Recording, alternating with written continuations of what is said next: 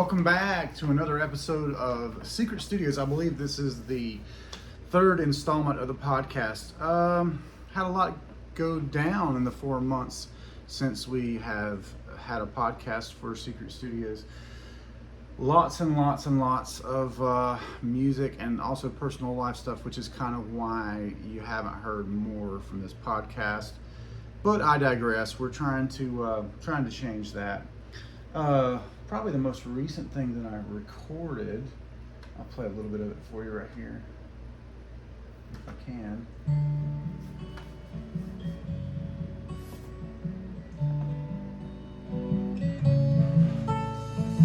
Gotta talk over it so Spreaker doesn't take my podcast down because it's not allowed to have music-only content. On your special day, you're turning 5 years old in the best kind of way. Got a birthday wish for the brightest star. You're a shining light, that's just who you are. For the best kid on a birthday, a little note just to say you mean everything to us, every single day.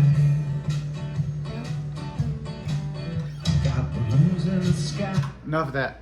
That was a little tune that I threw together for Delilah's 5th birthday, which was July the 11th at 4:28 p.m. Of course, Delilah being the center of my wife and I's whole world. That's our granddaughter, and we spend a lot of time helping raise her, so I just thought, what now that I have my own work taping studio. I mean, I think this is more than a work taping studio, but now that I have this at hand, there's no reason not to do an original song for her every year on her birthday. This year I videoed the whole thing. I sort of set up here. Harrison helped me a little bit, and I did kind of more of like a live take of it, and then added some drums and whatnot with his help. But eventually I'd like to take that song and actually make it, that's like 1 minute and 20 seconds or something, the version I have here. But eventually over the course of the year, I'll take that song and actually record it with a full band. Maybe live with the full band would be cool. And then, of course, next year I'll have another song ready for her. So my goal, I think, and it's gonna be like a tradition, is that every year on her birthday, I have a new song specifically for her. I mean, it's not going to be boring happy birthday to you. It's going to be something unique and custom to Delilah because she's a unique person, and it would feel wrong to actually just kind of give her happy birthday, just a regular happy birthday. So birthdays are a big deal for us. We're kind of in a celebratory phase for her birthday. It's too big of an occasion at number 5 just to have a regular old birthday party, which we've done every other year on her birthday.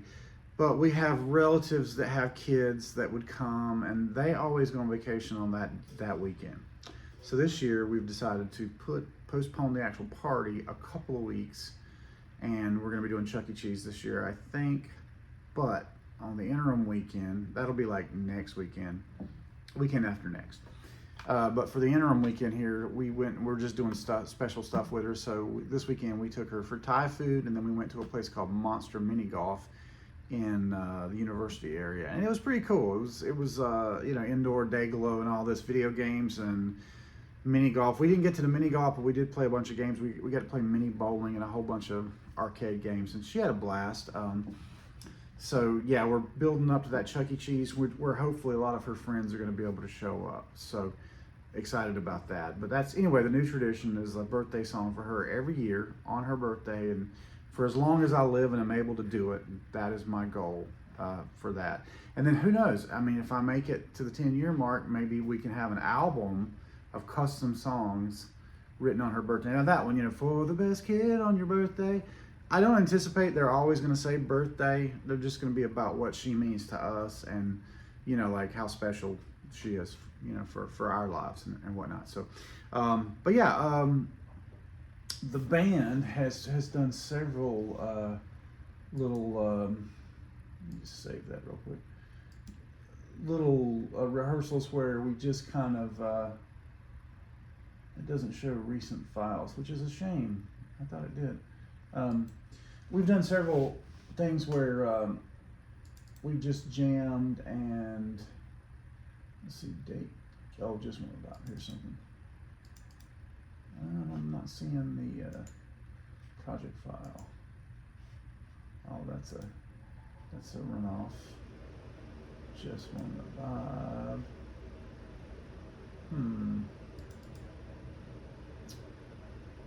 Blah blah blah blah blah blah blah blah blah. Fantastic preparation, Brent. Great job. I'm having trouble pulling up the template. I was going to play you something else, but I'm not hearing. Well, maybe I can just open this WAV file. Oh, it's not going to do it. Okay, let's close all. Close all. And here we go. I should be able to do it right here. The backup is newer than the original files. How do you want to open the backup? Yes. We haven't played any live dates, I don't think, since the last update. Let me think. That would have been around the time of a couple of shows. We did Celtic Festival and we did Arbor Day Festival at Norwood. Celtic Festival is, okay, that's not good. Anywho, Arbor Day Festival, Celtic Festival, we did those and had a pretty good time, except for the Celtic Festival thing at Loafers. Unfortunately, at the last minute, somebody had to cancel. Then we had to scramble. I was going to be bass player. I had to scramble to get somebody else to play bass, and ended up bringing 3 different basses that all had technical trouble. And that's crazy when you're the only person bringing the gear. And that sort of sucked. I don't ever want to do that again. And I made my feelings known on that. And just as fate would have it, life took over, and like my mom had a stroke. She's been 3 months in a rest home now, and I'm sort of the primary guy that interfaces with them and tries to keep her getting her benefits, because you know they immediately try to stop your benefits. And so I've been fighting a bit of a fight there, legally and emotionally. And then I was going once or twice pretty much every day for the first 2 months, and then it just kind of made me start dreading going there. Not because of mom, but because it's just a rest home. It's like kind of a sad place. As an aside, they have a Chickering baby grand piano, which I play every time I go there. I try to stop and play it for a bit. That's actually improved my piano playing, which is kind of funny. I can kind of chord out anything right now. As far as playing, I don't know the arpeggiations, but I'm able to just do a basic pedal. And I've even done things like Imagine by John Lennon, and stuff like that. But anywho, that's been interesting, and it's kind of informed some of the recording projects here in the studio. Something that I always wanted to have was, music lessons as a kid. Never got them really. I got like 1 piano lesson or something like that, and then never was. My brother was forced to stay with it because he was younger, and the thought was he would be musical if they kept him in it, and that just went the opposite way for him. He could still play a little bit of Fur Elise, but like he never cared about music. And then conversely, at 19, I got super into music. So I wish I had had that. I wish I had had that formal education, and the goal now, of course, is to make sure that Delilah gets that formal education. And oh, thank you, appreciate it. You can just, I'll use it, thanks.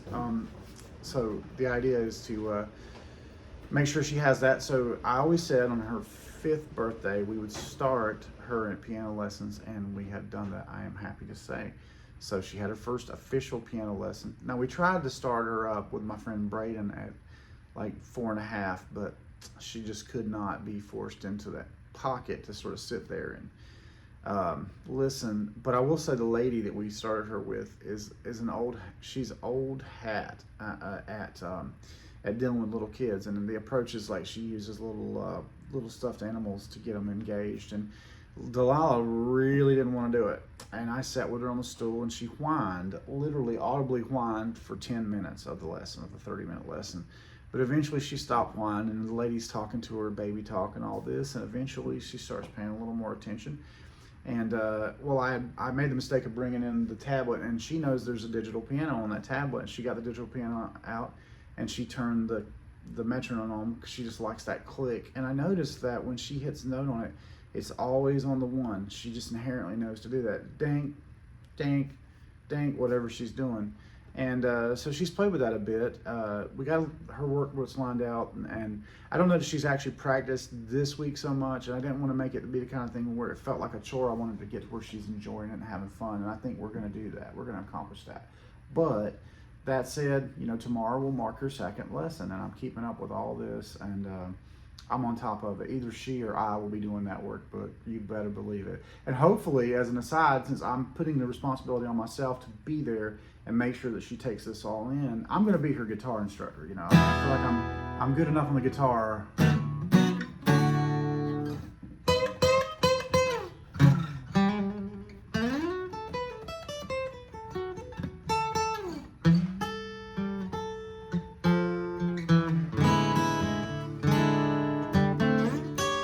Anyway, I'll be the guitar instructor, and with piano and guitar. But I'm gonna approach like playing around with the guitar with her just as fun. I'm gonna get her a little scale guitar. I mean, I've got 19 instruments in here right now, within view. I've got 19 instruments and something like 6 amps, and like I need more. But I saw a Gretsch for $90 on the Facebook Marketplace, and it's a little learner. Well, it's a little low-end Gretsch, which they go for about almost $200. $90. I'm like, that's half off, and I actually like Gretsch, and I've got a Gretsch right there. Oh, you might notice there's a change in the lineup behind me here.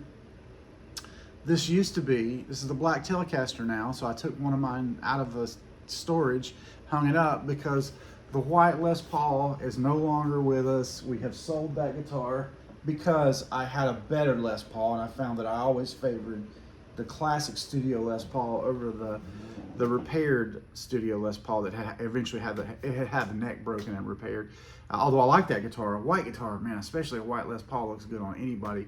But my friend and jiu-jitsu instructor and mentor, Mr. Phil Kirby, purchased that from me, and he's on his journey right now, starting off, and I can't wait till he gets to the point where he will let me help him with guitar the way he helped me with jiu-jitsu. So that would be like a full circle moment, which I really look forward to. But he seems very serious about it. I know he's bought nice guitars, so that's a good sign. And he's got the sickness, and the sickness, of course, is buying guitars but never selling guitars. But anyway, I broke the chain this month by selling, and I really, situations like that where I know I can give somebody a great value on an instrument that I've had, and they'll skip over that having crappy guitars, and they'll have a quality guitar to work with. And I've sold Phil two of my guitars, and I said, look, man, I'm not looking to sell guitars. He's like, well, can you recommend a guitar you want to sell any of yours? And I was like, not really. But we got talking about it, and I knew what was going to happen. He's going to go buy a cheaper guitar than he should. And I was like, okay, well, all right, I'll make you a great deal on this guitar. And it was probably like a $600 guitar, which I sold him for like $400. And similar situation with this white Les Paul. I personally had $600 in it, and that's why I suck at selling them, but I collect them. And then she said, so you're gonna sell your guitar because you got a new one? Ha ha ha ha ha. That's the famous meme, the Ray Liotta meme from Goodfellas, where they're all going But it's very true. You get into it, and I have some other guitars I could show since there's a video of this particular podcast, but I'm not going to do that right now. I'm trying something new as well, just to make it a little bit easier to get these out. The audio from my iPhone is going to be the audio for this one. Normally I record on a microphone through the console and everything, but today I'm doing a little bit different because it's been so long. It's been 4 months since the last Secret Studios podcast, and my intent was to kind of keep sharing updates on the progress. And on that note, since the last podcast, Harrison and I have finished our round of work at Snug Record Studios, which involved 3 albums of ours, 2 albums of clients, and then a 2-song project for another client. So we have finished all that, and we have the final files with us now. And so now it's a matter of doing that part of music that I really hate, and that is publishing and putting out the work that we've done. The fun part is writing and creating and recording. The part that's not so fun is coming up with the final art, which I've put a lot into, but it's not a joyous project for me. That is just a chore, and it's the same for Harrison. We both have this, I think we both have this issue, and so we have jointly broken up the 3 records, and he's doing the design for one, and I've done the design for the other 2. a couple designs, and then deep into the process where we had nailed down what the design for the album cover was going to be for the first release, which is going to be called Providence Road. The working title was Southern Lane, which is the title of a song on there, but we both decided and agreed that a better title would be Providence Road, which is the name of another song on there, because it's just like, hey, to make this happen, it took Providence, us meeting and whatnot. So, and the album is very Southern rock oriented, but there's already 2 songs on there with the word Southern in them, and I just thought it was a little too on the nose to call it Southern Lane with a song like Southern Boy and a song called Southern Lane on the record. So there's only one Providence Road, and that sounds like a title track anyway. It's one of the better tracks. I Vacillate, that's one of 2 tracks that's my favorite on that record, so it made sense for it to be called Providence Road. So as an aside, I shot a little horror trailer for my friend Kenny Caperton, who purchased the car, the sort of retro classic American muscle car from the film It Follows, and we made a bit of a horror trailer kind of a situation to tie in with footage from the movie and licensed music from the movie and stuff. And I shot that entirely on the drone, but it turned out great. But there's a shot straight down of a lonely highway cutting through a cornfield, and this classic car going down one lane of it, and just transects the scene so beautifully. It was not for nothing, it was a great composition, which I did. And Harrison saw that, a photo of that, and he's like, oh, I wish we had a shot of that. I'm like, well, in fact, I do have a shot of that. And of course, with today's AI technology, you can up-res anything, and so we had a perfectly sufficient shot. And had I thought I'd be doing a simple photo cover, it would have been fine. But we did it, and I just lived with it for a couple of weeks, and I was like, now I want to draw all over it. So that was another approach I took, is just sketching crap all over it and putting like a little Frogger figure. I like Harrison's album covers because they're all like personal art, and they're sort of zany. And I just thought, I don't know, this is a big project, but I don't want to have a super serious cover for some reason. Anyway, the other album is going to be called, one of the other 2 albums is going to be called This Can't Be Undone, which was a song on there that Harrison suggested we call the album that. And I hadn't imagined it being called that at all. And then it started to grow on me. Well, and for his album, he basically used a collection of Polaroids for his album with Tristan, and they call that Fortress, combining his last name and her first name. And they used a compilation of Polaroids, or that was one of the concepts. And I thought, you know what? I don't have all those Polaroids, but I do have AI. And I used AI to generate a cover based on the background of a bunch of portraits in the guy's silhouette. And the first or second one came out looking amazing. So I thought, we're definitely going to use this. And I just hand scribbled the title, This Can't Be Undone. And I'm like, that one's one and done. And the next one, it's called The Boy Who Learned to Fly, the other album. And Harrison's working on, we based it on an AI render of a kind of an anime picture of a guy over fields in a cloud, and he's sort of fallen.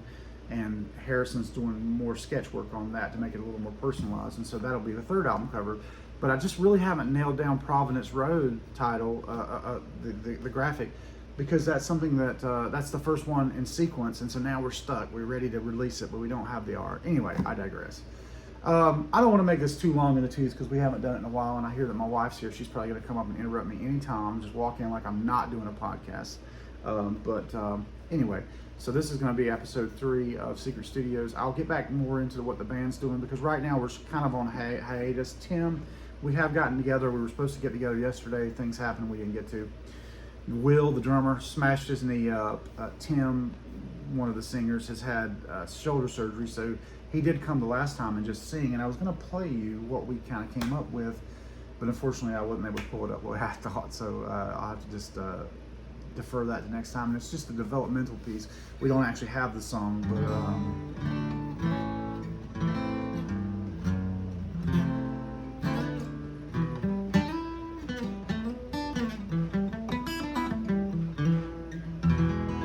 anyway, that's it for this episode of Secret Studios. We'll see you for episode 4 very, very soon.